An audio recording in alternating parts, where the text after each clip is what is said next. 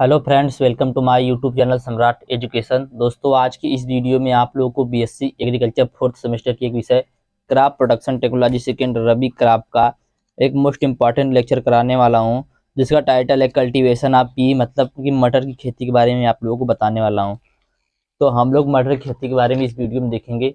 इसमें देखेंगे मटर की खेती के बारे में, इसका botanical name, family, chromosome number, origin, area distribution, economic importance.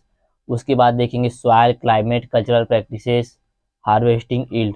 तो सब कुछ देखेंगे। तो आप लोग वीडियो पूरा देखिएगा और वीडियो अच्छा लगे तो वीडियो को लाइक कीजिएगा, चैनल को सब्सक्राइब भी जरूर कीजिएगा। ठीक है, तो चलिए स्टार्ट करते हैं। तो इसका बोटेनिकल नेम सबसे पहले देखेंगे, वैज्ञानिक नाम। जो मटर है, मटर का वैज्ञानिक नाम क्या होता है? मटर का बोटेनिकल नेम होता है पीसम सेटिवम। पीसम सेटिवम दोस्तों मटर का बोटेनिकल नेम होता है, वैज्ञानिक नाम होता है। इसकी फैमिली है लेग्यूमिनेसी। लेग्यूमिनेसी फैमिली से मटर आता है। इसमें 2n बराबर 14 क्रोमोसोम पाए जाते हैं। 2n बराबर 14 क्रोमोसोम पाए जाते हैं। इसका ऑरिजिन है सेंट्रल एशिया, मतलब मध्य एशिया। ठीक है, तो ये इसका बेसिक इंट्रोडक्शन हो गया कि मटर जो है, मटर को इंग्लिश में बोलते हैं पी। पी का बोटेनिकल नेम है पीसम सेटिवम, फैमिली है लेग्यूमिनेसी, क्रोमोसोम नंबर 2n बराबर 14, ओरिजिन है सेंट्रल एशिया। अब देखेंगे इसका एरिया डिस्ट्रीब्यूशन। तो एरिया डिस्ट्रीब्यूशन में हम लोग क्या देखेंगे, विश्व में सबसे ज्यादा मटर का उत्पादन कहाँ होता है और भारत में सबसे ज्यादा मटर का उत्पादन कहाँ होता है? तो विश्व में सबसे ज्यादा जो मटर है उसका उत्पादन कहाँ पर होता है? तो रूस में होता है। विश्व में सबसे ज्यादा मटर का उत्पादन रूस में होता है। और भारत में सबसे ज्यादा मटर का उत्पादन कहाँ पर होता है? उत्तर प्रदेश में होता है। सब पॉइंट वाली बात मैं पॉइंट के हिसाब से लिखता हूँ, तो आप लोग को इसलिए पॉइंट में देता हूँ कि याद हो जाए जल्दी से। ठीक है, तो आप लोगों को इतना याद हो गया होगा। आगे चलते हैं इकोनॉमिक इंपॉर्टेंस। इकोनॉमिक इंपॉर्टेंस में हम लोग क्या देखते हैं, मैं बार बार आप लोग बताता हूँ। तो इसमें हम लोग यही देखते हैं कि जैसे मान लीजिए मटर की खेती के बारे में पढ़े, तो हम यही देखेंगे कि मटर की खेती हम क्यों करते हैं, मटर की खेती से हमें क्या लाभ है, उससे कितना हमें प्रोटीन प्राप्त होता है, कितना कार्बोहाइड्रेट प्राप्त होता है, कितना फैट प्राप्त होता है। तो इन्हीं सब के बारे में जब हम लोग देखते हैं तो उसी को इकोनॉमिक इंपॉर्टेंस कहा जाता है।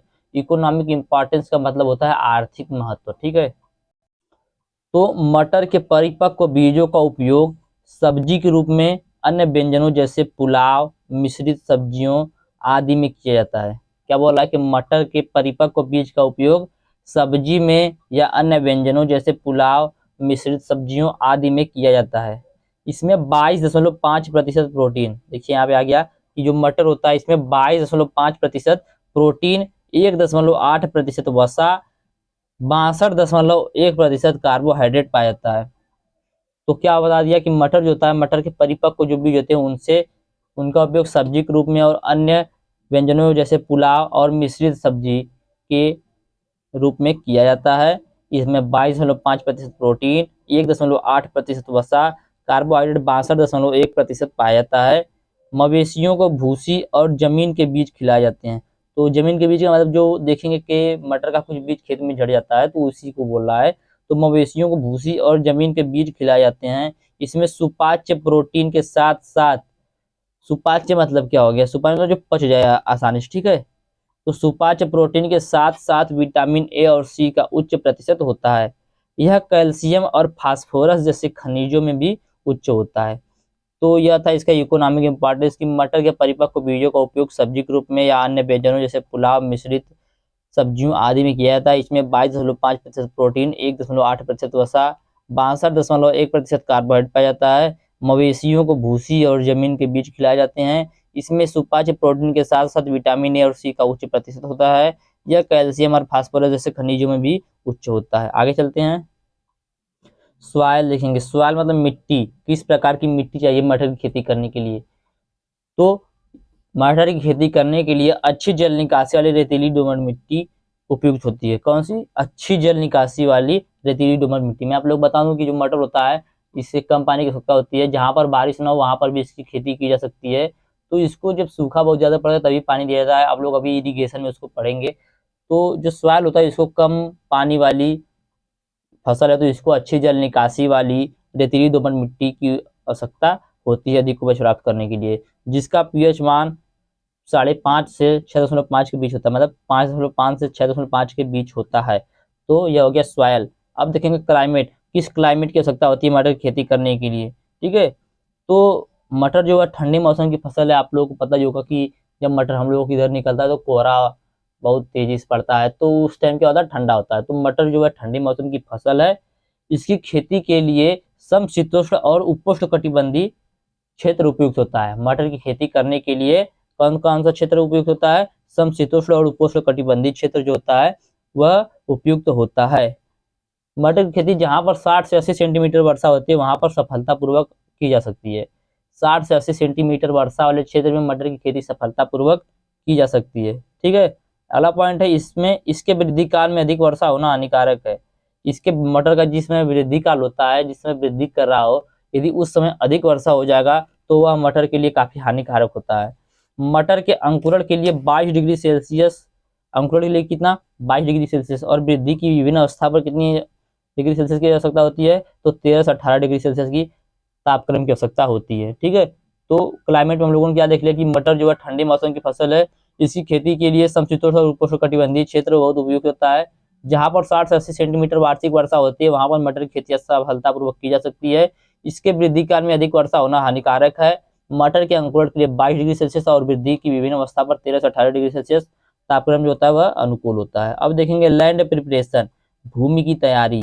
भूमि की तैयारी करने के लिए क्या किया जाता है? अब लैंड प्रिपरेशन में हम लोग देखते हैं क्या है, लैंड प्रिपरेशन में यही देखते हैं कि हम अपने खेत की तैयारी कैसे करते हैं, कितनी बार जुताई करते हैं और कितनी बार उसमें जुताई करके पाटा चलाते हैं, क्यों चलाते हैं, इसी सब के बारे में हम लोग जब देखते हैं तो उसी को भूमि की तैयारी बोलते हैं या लैंड प्रिपरेशन बोलते हैं। तो खेत की जुताई एक बार मिट्टी पलटने वाले हल से करनी चाहिए। तो आप लोग यदि इसी को चढ़ा के लिखना तो आप लोग लिखिएगा ऐसे कि खरीफ मौसम की फसल के कटने को कुछ दिन बाद खेत को एक बार मिट्टी पलटने वाले हल से जुताई करनी चाहिए और बाद में मिट्टी को बेहतर बनाने के लिए देसी हल या कल्टीवेटर से 3 से 4 जुताई करके पाटा चलाना चाहिए, जिससे मिट्टी भुरभुरी हो जाए और नमी का संरक्षण हो सके। जिससे क्या हो सके, मिट्टी भुरभुरी हो सके और नमी का संरक्षण हो सके। तो ये हो गया लैंड प्रिपरेशन। लैंड प्रिपरेशन में क्या हो गया कि खरीफ मौसम की फसल को कटने के कुछ दिन बाद खेत की जुताई एक बार मिट्टी पलटने वाले हल से करनी चाहिए और बाद में मिट्टी को बेहतर बनाने के लिए देसी हल या कल्टीवेटर से 3 से 4 जुताई करके पाटा चलाना चाहिए, जिससे मिट्टी भुरभुरी हो सके और नमी का संरक्षण हो सके। ठीक है।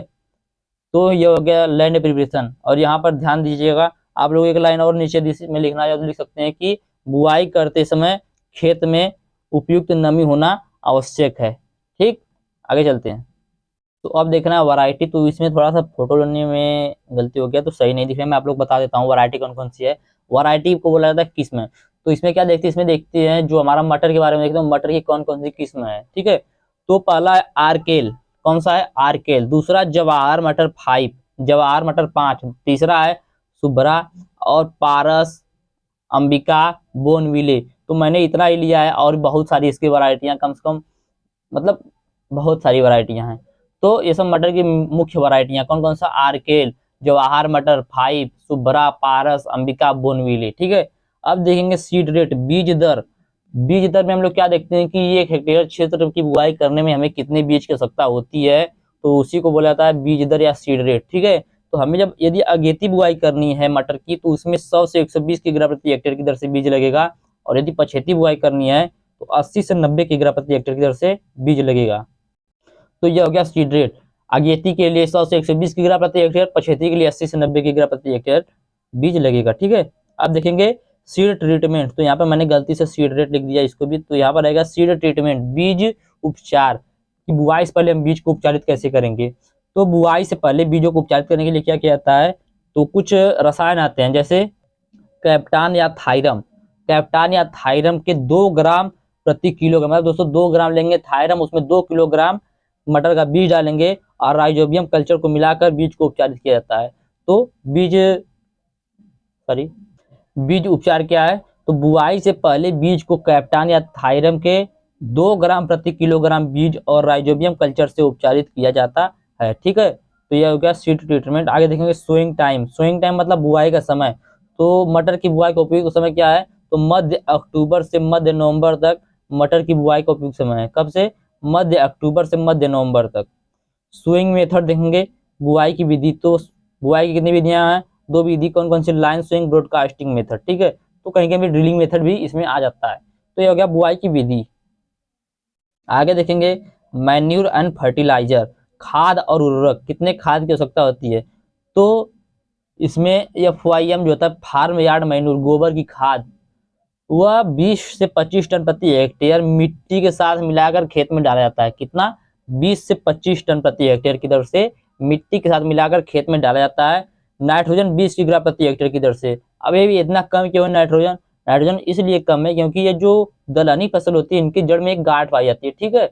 उन गांठ में ऐसे जीवाणु पाए जाते हैं, ऐसे बैक्टीरिया पाए जाते हैं जो नाइट्रोजन का स्थिरीकरण करते हैं, नाइट्रोजन को अपने अंदर फिक्स कर लेते हैं। इनके अंदर रूट नोड्यूल पाया जाता है जो नाइट्रोजन का स्थिरीकरण करके रखता है, इसीलिए इसको कम नाइट्रोजन की आवश्यकता होती है। इसी को नहीं, किसी भी दलहनी फसल को आप लोग देखेंगे तो उसको कम नाइट्रोजन की आवश्यकता होती है। तो FYM कितना हो गया? 20 से 25 टन प्रति हेक्टेयर की दर से मिट्टी के साथ मिला के, नाइट्रोजन 20 किलोग्राम प्रति हेक्टेयर, फास्फोरस 40 किलोग्राम प्रति हेक्टेयर की दर से और पोटास 40 किलोग्राम प्रति हेक्टेयर की दर से मटर के खेत में डालना चाहिए, ठीक है। बुआई के समय इन सभी को एक साथ, इसको FYM को छोड़कर, FYM को खेत को तैयार करते समय खेत में डाल देंगे, और यह जो नाइट्रोजन, फास्फोरस और पोटास है इसको बुआई के समय खेत में डालकर बुआई करनी चाहिए। ठीक, समझ में आ गया होगा। आगे चलते हैं। अब क्या है? इरिगेशन। इरिगेशन मतलब क्या होता है? सिंचाई।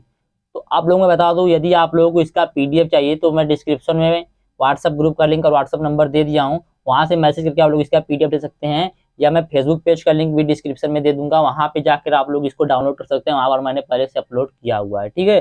तो आप लोग पेज को फॉलो भी जरूर कर लीजिएगा, वहां पर भी आप लोगों को जैसे एग्जाम की तैयारी कराई जाती है, ARO AFO और गवर्नमेंट जो आपकी तैयारी कराई जाती है, वहां पर आप लोग बताया जाता है कि आप लोग BSc एग्रीकल्चर के बाद क्या कर सकते हैं, कैसे कर सकते हैं। तो पूरी तरह से ट्रेन किया जाएगा आप लोग को फेसबुक पेज पर, तो आप लोग फेसबुक पेज को फॉलो भी जरूर कर दीजिएगा, ठीक है।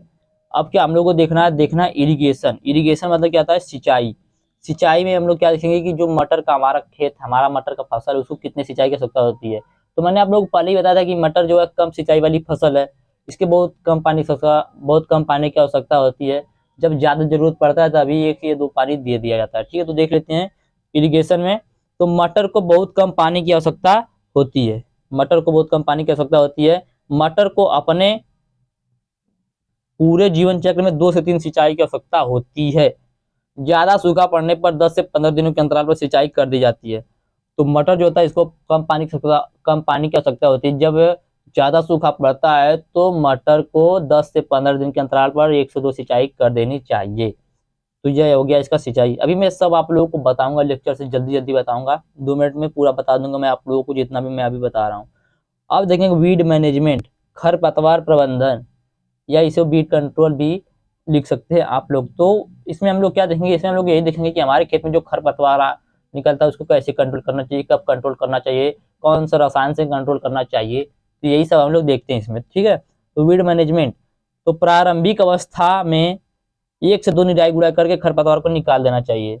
प्रारंभिक अवस्था में 1 से 2 निराई गुड़ाई करके खरपतवार को निकाल लेना चाहिए। यदि हमें रासायनिक रूप से खरपतवार को नियंत्रण करना है तो उसके लिए कुछ रसायन आते हैं, जैसे कौन कौन सा रसायन है? बेसालिन, स्टैम्प या ब्यूटाक्लोर। कौन कौन सा? बेसालिन, स्टैम्प या ब्यूटाक्लोर का छिड़काव अधिकांश खरपतवार को नियंत्रित करने के लिए किया जाता है मटर के खेत में। तो देखते हैं, रासायनिक रूप से खरपतवार के नियंत्रण के लिए 2 से 3 लीटर प्रति हेक्टेयर बुआई से पहले बेसालिन या स्टैम्प या ब्यूटाक्लोर का छिड़काव अधिकांश खरपतवारों को नियंत्रित करने के लिए किया जाता है।